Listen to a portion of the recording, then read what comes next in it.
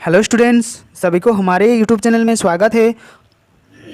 और आज हम लोग क्लास 6 के विज्ञान का सेकेंड चैप्टर का पार्ट 3 देखने वाले हैं। इसमें आज हम लोग पूरा चैप्टर को कवर करेंगे।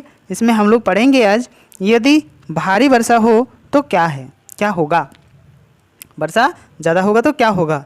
हमारे देश में ज़्यादातर वर्षा मानसून जून, जुलाई और सितंबर में होती है और संसार के कुछ भागों में साल भर वर्षा होती है। हमारे इलाके में जून जुलाई से सितंबर तक होती है और कुछ ऐसे हमारे देश में भाग है जहाँ बहुत ज़्यादा वर्षा होती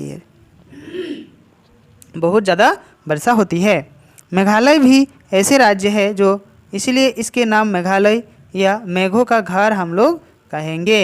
यानी कि बहुत ज़्यादा बारिश मेघालय में होती है। यह पढ़ गया जानते हैं। अब लोग जानते हैं कि लोगों के गर्मी के दिनों में वर्षा राहत प्रदान करती है। देखिए, अभी एक दिन पार करना हम लोग के लिए बहुत मुश्किल होता है जब बारिश नहीं होती है। बहुत ज़्यादा हम लोग के ऊपर धूप आता है तो हम लोग बहुत परेशान होते हैं ना बच्चों।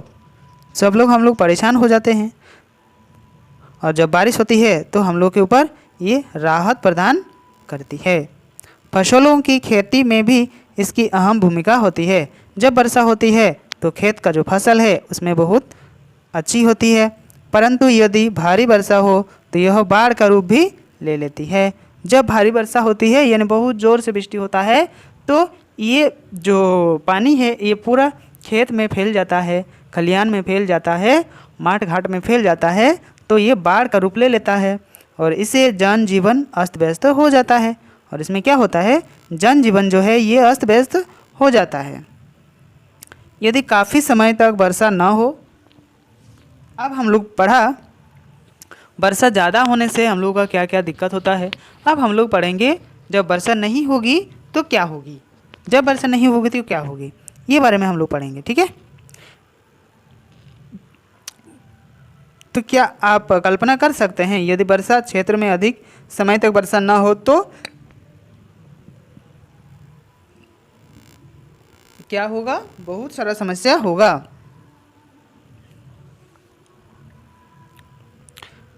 वर्षों पुराना यह दोहा आज भी सच साबित होता दिख रहा है। जब ज़्यादा दिनों तक वर्षा न हो तो वायुमंडल गर्म हो जाता है और इसके कारण नदी, तालाब, झरना आदि सूखे लगते हैं, जिसे हम लोग सुखाड़ कहते हैं। जब ये सारा चीज़ में पानी नहीं होता है, बारिश नहीं होती है, तो हम लोग उस क्षेत्र को क्या कहते हैं, सुखाड़ कहते हैं। सूखे की स्थिति में खाद्यान्न और चारा भी प्राप्त करना दुर्लभ हो जाता है। जब सूखे की स्थिति होती है तो हम लोग चारा उगा नहीं पाते हैं, तो हम लोग के लिए बहुत समस्या आ जाता है। क्या आप अंदाज़ा लगा सकते हैं कि सूखा प्रभावित क्षेत्रों में रहने वाले लोगों को किन किन कठिनाइयों का सामना करना पड़ता है। हम लोग जानते हैं सबसे पहले पानी का बहुत ज़्यादा दिक्कत होता है। जहाँ पे इस तरह का सूखा ग्रस्त क्षेत्र हो जाता है उस जगह में, इन परिस्थितियों में पशुओं और पेड़ों का क्या होता है, तो पशु और पेड़ के लिए पानी का बहुत ज़्यादा समस्या होती है और इस पानी की समस्या की वजह से ही बहुत सारा दिक्कतें झेलनी पड़ती है। अभिभावकों से अथवा समाचार पत्रों से, पत्रिकाओं से पढ़कर इनके बारे में आप लोग क्या करेंगे, पता लगाने की पूरा कोशिश कीजिए। हम सभी सब समझ सकते हैं कि वर्षा की अधिकता और न्यूनता दोनों ही हानिकारक होती है। कोई भी चीज़ दोनों ही हानिकारक होती है। जब ज़्यादा वर्षा होती है तब भी बाढ़ फैल जाता है, जब वर्षा नहीं होती है तो उस जगह में सूखा क्षेत्र बन जाता है, तो यह दिक्कत हम लोग के ऊपर आती है। हमें इन परिस्थितियों के निपटने के लिए कुछ तैयारियां करनी चाहिए और ख़ास तौर पर यह पीने योग्य पानी का संरक्षण सबसे आवश्यक है। इसीलिए हम लोग को पीने योग्य जो पानी है इसको संरक्षण करना बहुत ज़्यादा ज़रूरी है। इसे संरक्षण करना चाहिए ताकि कोई भी समस्या हम लोग के ऊपर ये दिक्कत ना खड़ा कर सके। आपने सुना ही होगा जल ही जीवन है। हाँ, हम लोग तो सुनते हैं, जानते हैं, जल ही जीवन है। इसीलिए आवश्यक है कि जल का विवेकपूर्ण उपयोग किया जाए। वर्षा जल संग्रह, हम लोग वर्षा जल को किस तरह से संग्रह कर सकते हैं। देखिए वर्षा जल संग्रह लिखा हुआ है, तो किस तरह से इसको हम लोग रखते हैं, ठीक है, संग्रह करके। जल की उपलब्धता में वृद्धि करने का एक सरल उपाय वर्षा जल को संरक्षित करना भी है। इसको उपलब्धता को वृद्धि करने के लिए हम लोग को पानी को इकट्ठा करके रखना चाहिए। हमारे आसपास वर्षा की जल बह कर बर्बाद हो जाता है। हमारे जो आसपास के पानी है ये बहकर बर्बाद हो जाता है। अतः इस जल को हमें घरों में क्या करना चाहिए, वापस लाने के लिए हमें अत्यधिक प्रयास करने की आवश्यकता होती है। तो इस पानी को हम लोग इकट्ठा कैसे कर पाएंगे, इस चीज़ को कैसे रखेंगे, ये हम लोग के ऊपर बहुत ही बड़ा एक समस्या है। तो इसे हम लोग को रखना है। वर्षा जल संग्रहण की तकनीक किस तरह से इसे हम लोग रखते हैं, चलिए दिखते हैं। भवनों की छत पर एकत्रित जल को पाइप लाइन के द्वार के माध्यम से भंडार टैंक में पहुंचाया जाना चाहिए, ठीक है। एक टंकी बनाकर, ये छाद हो गया, मान लीजिए ये छाद हो गया आपका, तो छाद ये घर हो गया, ठीक है, ये घर हो गया। तो यहाँ जो पानी गिरा, ये पानी को पाइप के थ्रू नीचे एक टंकी बनाकर उसमें हम लोग को पानी को रखना चाहिए। इस जल को उपयोग के पूर्व छानकर यानी कि निष्कासित करना आवश्यक होता है। जब इसको हम लोग उपयोग करेंगे तो इसे क्या करना चाहिए, छानना चाहिए, ताकि ये पानी जो है हम लोग के ऊपर शुद्ध रूप से मिल सके। इस वर्षा जल को भौम जल में पुनः पूर्ति योग्य के रूप में हम लोग इस्तेमाल कर सकते हैं, ठीक है।